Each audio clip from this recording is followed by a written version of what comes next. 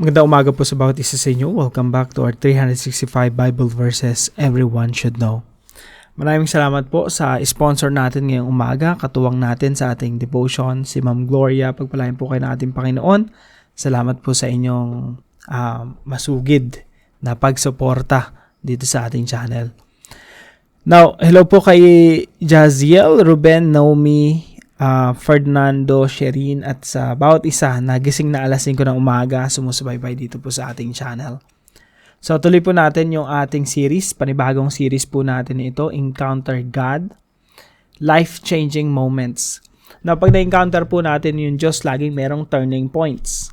Ibig sabihin, kung papunta tayo sa pagkawasak ng buhay natin, pagkapariwara at pagkakaroon ng meaninglessness, yung walang kabuluhang buhay, na-encounter natin si Lord, ang nangyayari, nagkakaroon tayo ng turning point.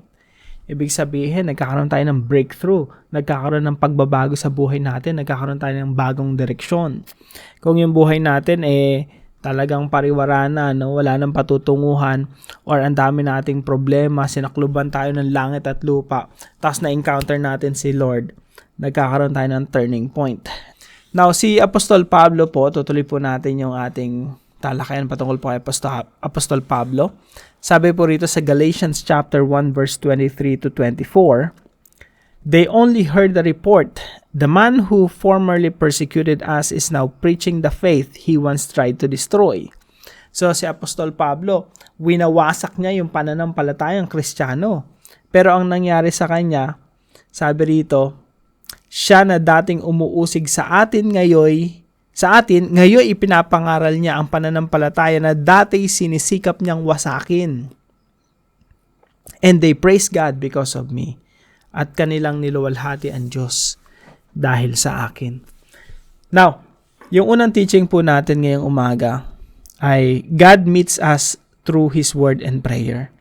Kung paano si Apostol Pablo ay ininkwentro ng ating Panginoong Jesucristo sa pamamagitan ng kanyang salita. Habang si Pablo ay papunta sa Damasco upang usigin ng mga Kristiyano, na-enkwentro niya si Jesus at sinasabi ni Jesus sa kanya, "Saulo, Saulo, bakit mo ako inuusig?" At doon nagkaroon siya ng encounter with the Lord Jesus Christ. Now, sa atin ngayon, hindi na siguro natin mararanasan yung I'm not sure pero normally speaking, generally, yung mga ganitong pagkakataon, hindi normal, no? I'm not sure kung pwede pa yun sa panahon natin ngayon, na bigla kami maririnig na boses, no? Minsan baka boses mo lang yun. So, ang boses kasi ng Diyos, maririnig na talaga natin sa Bible, sa salita niya. So, yung enkwentro natin sa Diyos, kadalasan, sa pamamagitan ng kanyang salita. So, God meets us through His Word and prayer. At kinakatagpo tayo ng Diyos sa ating pagbabasa ng banal na kasulatan. At the same time, kinakatagpo tayo ng Diyos sa pamamagitan ng ating panalangin. Lalo na kapag nagfa-fasting tayo. Kasi sa panahon na meron tayong prayer and fasting, doon talaga nagiging in tune tayo with the Lord. Talagang ina-align natin yung buhay natin, puso't isipan sa kalooban ng Diyos. Kaya nagkakaroon po tayo ng encounter with the Lord. Now, pangalawa po, yung encounter natin sa Panginoon, ito ay nagdudulot ng pagbabago sa ating mga buhay. Our encounter with God leads to transformation. Nagkakaroon ng pagbabago. Kaya si Apostol Pablo, pagkatapos ng encounter niya with the Lord, nagkaroon talaga ng 180 degree na pagtalikod niya sa dati niyang buhay patungo at palapit sa ating Panginoong Jesucristo. Kaya sabi nga rito sa mga talatang ito, no, "The man who formerly persecuted us is now preaching the faith he once tried to destroy." Yung winawasak niya na Kristiyanong pananampalataya, ngayon ay dinedepensahan niya na. He was once an offender, but he became a big defender of the Christian faith. So sa atin po, no, our encounter with God leads to transformation. Nagkakaroon talaga ng pagbabago sa buhay natin. Ngayon, kung walang nababago sa buhay natin, It's just because we don't have encounter with God, hindi talaga natin nakakatagpo at hindi talaga natin nakikilala ang ating Diyos. Now, yung pangatlo naman po natin, our transformation leads to God's glory. Yung pagbabago ni Apostol Pablo, sabi po rito sa verse 24, at kanilang niluwalhati ang Diyos dahil sa akin. Si Apostol Pablo po yung nagkukwento nito sa Galatians chapter 1. Sabi niya, yung mga mananampalataya, nagpupuri, nagbubunyi, sumasamba sa Panginoon, nagpapasalamat sa Panginoon kasi merong isang taong napaka tigas, no? Merong pusong bato na binago ng Diyos, nagkaroon ng transformation. So, anong nangyayari? Nagbubunyi yung mga tao, nagpupuri sa Diyos. So, our transformation leads to God's glory. Nagbubunyi ba yung mga tao sa paligid mo, pamilya mo, asawa mo, anak mo, kapatid mo, mga kaibigan mo? Because God transformed you? Kaya maganda rin eh. That leads us to point number 4. The people around us are our tachometer. Ano yung tachometer? Yung tachometer po, paano mo malalaman na mabilis ka na sa takbo ng iyong sasakyan? Tingin ka sa tachometer, no? Or tachometer. Ngayon, pag tinitingnan mo yan, nakikita mo, ang bilis mo na, 20, 40, 120. Makikita mo exactly kung gaano kabilis yung takbo mo. Now, sa atin pong, sa pagbabago naman ng ating buhay, paano mo malalaman na nababago ka talaga? Ano yung tachometer natin or tachometer natin? Ang tachometer po natin, yung mga tao sa paligid natin. Kapag sila nagbubulong-bulungan, or nagkukwento sila ng patungkol sa iyo na magagandang bagay na nangyari sa iyo, na bago yung buhay mo. Dati kang basagolero, na ngayon naging matino ka na. Dati kang chismosa, na ngayon hindi mo na interest pag-usapan ng buhay na may buhay. Dating masalimuot ang iyong direksyon, ang iyong buhay, pero nagkaroon ka ng napakagandang direksyon sa buhay. Binigyan ka ng bagong buhay ng Panginoon, bagong patutunguhan, nagkaroon ka ng mga bagong pangarap. So, ano yung pinagchichismisan ng tao patungkol sa iyo? No? Yun yung tachometer natin. The people around us are our tachometer. Pag magaganda yung sinasabi nila sa iyo, it means God is doing something great in your life. Nagkakaroon talaga tayong transformation. Napupuri at nasasamba yung Diyos sa pamamagitan ng buhay natin. Now, si Apostol Pablo po, dito sa Galatians chapter 1, nung na-convert siya, naging follower siya ni Jesus, sinasabi niya rito sa Galatians chapter 1, na hindi siya muna nakipagtagpo sa mga disipulo at sa mga Kristiyano nung unang panahon. Sinasabi niya, yung revelation o yung katuruan na tinuturo niya ay galing mismo sa Panginoong Hesukristo, hindi kila Pedro o sa mga apostol. Sabi niya, wala pa nga akong masyadong connection sa kanila contact sa kanila They only heard the report about me. Naririnig lang nila yung mga bagay patungkol sa akin. Na ako nga ay dating manguusig ng Kristiyano, ngayon tagapagtanggol na ng Kristiyanong pananampalataya. So, chismis ang naririnig, so to speak, no?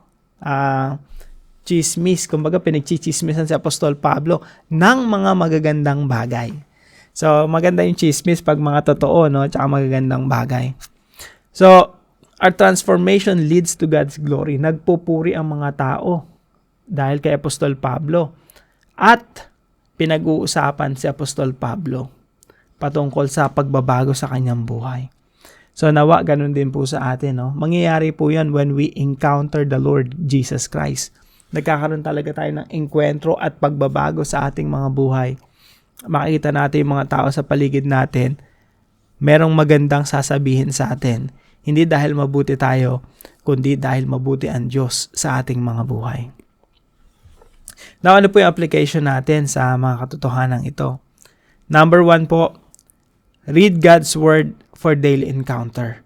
Ayan.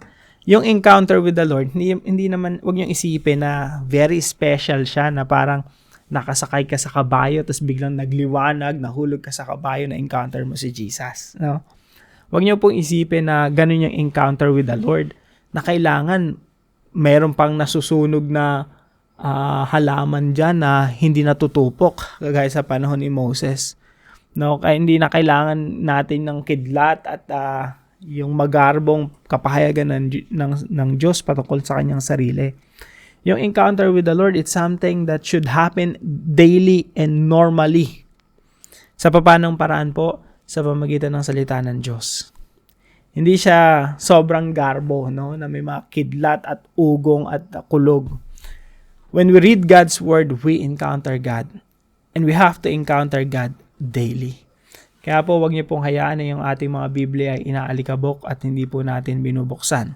At kung tayo naman po ay nagbubukas ng Biblia araw-araw at na-encounter natin doon si Lord, congratulations po sa inyo. You're doing the right thing. Keep it up. Number 2 po, schedule a time for prayer and fasting. Kailan ka ba huling nag-fasting? Kailan ka na huling nag-schedule talaga na one day ang gagawin mo lang ay panalangin at fasting? Kailan ka huling nagkaroon ng schedule na meron kang spiritual retreat for yourself? Nalalayo ka muna sa normal na yung ginagawa. Magfa-fasting ka at makikipagniig sa Diyos. Now, when we schedule a time for prayer and fasting, may encounter talaga natin si Lord. Kasi ito yung mga time na naghahanap tayo sa presensya ng Diyos. We're in tuning ourselves with God. We're aligning ourselves to God's will. So, kapag ina-align natin yung sarili natin sa Panginoon, meron talagang encounter. Mangungusap at mangungusap sa atin ng Diyos at mararanasan talaga natin yung kanyang presensya sa ating mga buhay. So, I challenge you mga kapatid, no? Schedule a time for prayer and fasting. Pangatlo po, glorify God by living a transformed life. Papurihan natin ang Diyos sa pamamagitan ng pagsasabuhay ng ating binagong buhay, no? Glorify God by living a transformed life. Si Apostol Pablo, ang ganda ng description dito, no? The man who formerly persecuted us is now preaching the faith he once tried to destroy. Antinding pagbabago talaga. Yun po yung dapat nating ipamuhay, nung matinding pagbabago na maghahatid ng pagpupuri sa Diyos. And they praise God because of me. Masasabi ba natin na itong mga kataga na ito, and my parents praise God because of me, and my husband, my wife praise God because of me, and my children praise God because of me, and my neighbors praise God because of me. Napakaganda, no? And I hope ganito po yung masabi rin natin, and my employees praise God because of me, and my boss praise God because of me. So let's glorify God by living a transformed life. Pang-apat po, honor God when we receive compliments. Pag meron namang tao nagsasabi ng magaganda sa atin, matutunan po natin na ibalik lahat sa Diyos. Let's honor God. Ako, alam ko masama ako, no? Pag may sinasabing mabuti sa akin, alam na alam ko, Lord, this is not me, it's you, no? Alam na alam ko talaga na kabutihan ni Lord yon sa akin. Alam na alam ko talaga na biyaya yan ng Diyos sa akin. At nawa sa ating lahat na matutunan natin na ibalik lahat sa Diyos. When we are generous to other people at naka-receive ka ng compliment, thank you, ang bait-bait mo. Laging ang balik sa Diyos. Lord, ikaw yung mabuti talaga rito. Binago niyo ako. Kayo yung nagbigay sa akin ng ganitong pag-uugali, no? Ganitong attitude. Naging generous ako, naging mabait ako. I became kind to people. It's all because of you. Because of your grace. So let's honor God when we receive compliments. Now, para po sa ating panalangin, how can we improve our prayer and devotion in order to encounter God daily? Tanong, ini-improve po ba natin yung prayer life natin, yung devotion natin, pagbabasa natin ng Bible? Kung hindi po, ito po yung tanong, how can we improve? Paano natin de-develop yung ating panalangin at yung pagbabasa ng Biblia in order to encounter God daily upang maengkwentro natin yung Diyos araw-araw. At para po sa ating panalangin, Father, I believe that I've been saved so that you will be glorified in my life. Pahayag natin sa Diyos, no? Lord, salamat dahil niligtas niyo ako.